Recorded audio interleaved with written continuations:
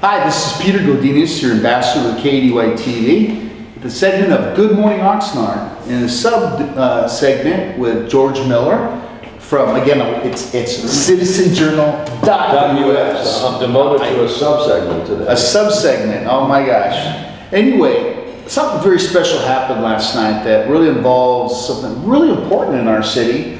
And I was not there, but George was. And so he's got a little bit of review of what took place last night. And so my point is to shut up and get him engaged. So go for it. Good morning again, Oxnard and Peter. All right. I've been asked by the producer to start out with a light note, so I always do that. Something positive first. Saturday, May 9th, we have the annual Mother's Day Mariachi Festival and Dinner Dance going to be at the Performing Arts Center. If you'd like to get involved and show up there, you can call 216-9745, and I hear it's going to be a lot of fun. Right? We just finished a segment on the budget crisis, and we had a guest, resident Al Velasquez, well-known civic activist and common sense guy, and if you get a chance, go and see that segment when it's up, probably be about Wednesday night or Thursday, when that's available, right? What happened last night? Well, I guess you're all familiar with the water crisis, and we had last night a lady by the name of Linda Pauxay, who's with the water department, I believe, and she explained the new mandatory water conservation measures that are being put in place as we speak, in fact, within the next week. And let me try to recap. She pointed out, first of all, the snowpack in the Sierra Mountains is 5% of normal. 5% right, of normal. Interesting. We get roughly 30% of our water from that source, and we're down to 5%, 1/20th of what we usually have. Wow. So the state has declared a mandatory 25% reduction of water, and that varies quite a bit. The biggest burden, unfortunately, will fall on agriculture, where we eat. We were given a 20% quota to cut in Oxnard, and we've actually done 13% of that already, so we still need to cut an additional 12%. Now, those of you who know anything about making improvements, the first improvements are always the easy ones. The next 12% is going to be a lot harder. So Linda later on pointed out to me that the main sources of water usage in the city are, first of all, watering lawns, irrigation. That's by far the number one source. Right? And a lot of it should probably stop. Mayor Pro Tem Carmen Ramirez, for example, said we really shouldn't have lawns anymore, given what's going on. We should look for drought-tolerant things. In my case, I'm just letting my lawn die. I just go out and I water my palm trees on Sunday nights because they cost thousands of dollars. I don't want them to die yet, but it may come to that before we're all done. But other sources of water usage in the house, dishwashers, clothes washers. I know you always hear about low-flow toilets and all that, but frankly, toilets don't use a heck of a lot of water. Until you look at what the new estimated quotas are, Mrs. Ponke said that we've reduced the target from 67 gallons per day per person to 63. And you say, well, 63 gallons, that's a lot of water. When you really think about what you use during the day, it's amazing how fast it goes. Do you have any idea how much a clothes washer uses, for example? Depending on the size of the family, is it per load? How much? Oh, gosh. Well, the old ones used up to 30 gallons for a single load. But you can buy a new high-efficiency clothes washer that uses a lot less water. Ditto with dishwashers. With lawns, you can stop watering certain portions or go to micro spray or drip irrigation away from the old sprinkler system, which uses a lot more water. You don't want to see water running down the gutter anymore at all. So those are some of the things. So we have the driest year in the last 119 years. Now, we wouldn't even get into the fact that if we had planned our water infrastructure right, we wouldn't be having this conversation right now, because instead of dumping so much water into the ocean, we'd be saving water reservoirs and making it available. That's water under the bridge now, if you excuse the pun, right?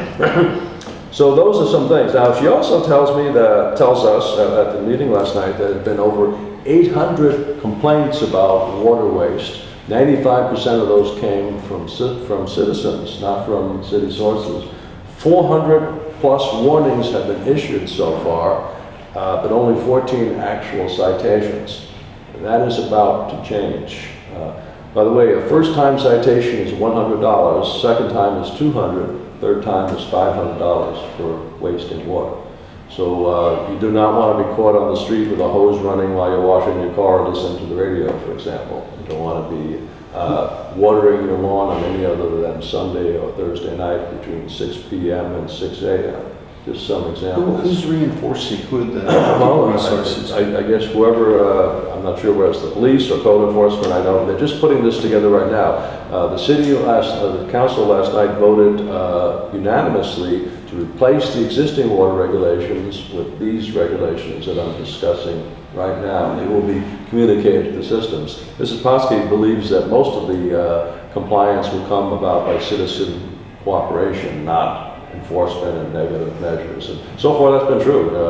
Basically the reduction that happened was mainly because of concerned citizens. Now, in other studies with other cities to be involved, I'm seeing some cities raise the price of water. Is that happening? Right, that is part of the thing. They're looking into rate-based incentive programs to reduce water. What that means is when you use above a certain baseline, the price goes way up. Okay. Way up, to the point where you couldn't even afford to do it Okay. if you wanted to. But thanks for reminding me of that. Also, last night, Mayor Flynn announced, this wasn't part of the agenda, that the Channel Islands Task Force has been instrumental in reaching a new settlement. I talked about that in more detail in the segment with Al Velasquez, but just to make quick cliff notes, the 10-year proposed agreement with the county is now only for 3 years with a 2-year renewal, and it would involve renegotiating the relationship between the city and the county to give the city more say about development issues. So that's the gist of it. But listen to the other broadcast on that to get more of an idea, right? Now, the city brought in a very experienced consultant who spoke last night, who's helping us to manage the wind down of the redevelopment agency in town. What is the redevelopment agency? Well, surrounding us right here in downtown, there are 51 properties that are owned by the city right now under what's called a redevelopment agency. Redevelopment agencies are now illegal. They were outlawed, I think, about 3 years ago, and we were given a certain amount of time to wind down and dispose of those properties, get them off the city books for the redevelopment agency, and either make them city use properties or sell them to private parties. Well, to make a long story short, the plan that was put together by the city was rejected in 2013, and we've been scrambling ever since. We have millions of dollars worth of liabilities on these, and we have to put the plan together in a way that will be acceptable to the state to allow us to dispose of those properties. Now, one of the gem properties that was discussed last night in particular was Heritage Square, which is a beautiful restoration of historic value. And people like Mayor Flynn and Mayor Pro Tem Carmen Ramirez want to make sure if that property has to be sold, that we'd be able to preserve the historical characteristics of the property and also allow city events. Mr. Cosmond says he has been involved in projects where transfers are made to private industry with such covenants and conditions to let that happen.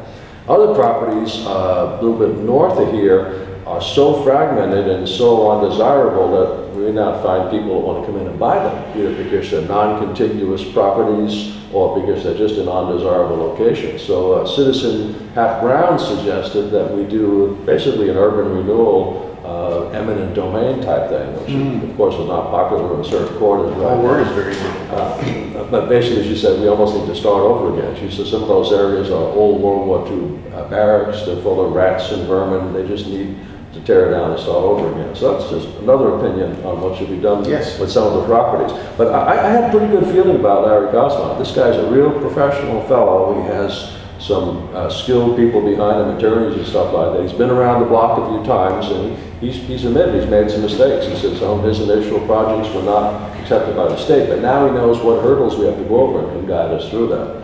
On the other hand, there's one more expensive consultant we have that we have to pay for. Is this one of the benchmark practices the Greater Nighthawk is doing and using experienced consultants to come in? I don't know what the history of this or when he was brought in. I think he's been around a while on this. So it looks like a resource we can use. Okay.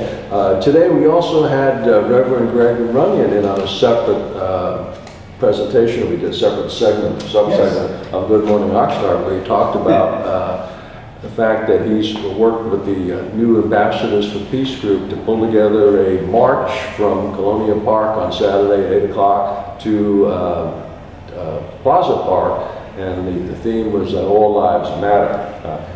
It's encouraging because it's the first time we've seen middle-of-the-road citizens take charge of this process rather than the more extreme groups who have driven the agenda on this whole community relations violence issue in the past. But go listen to that section that Peter and Reverend Greg Runyon did. Very interesting piece. We talked significantly about the powers of marches and historically all that. So yeah, right. See that magic. I want to remind you also that on May 7th, which I guess is tomorrow, the California Rural Legal Assistance Group will present Know Your Rights for employees. That's going to be over on A Street. I don't have the number, but if you're really interested in going to that, look them up and call them.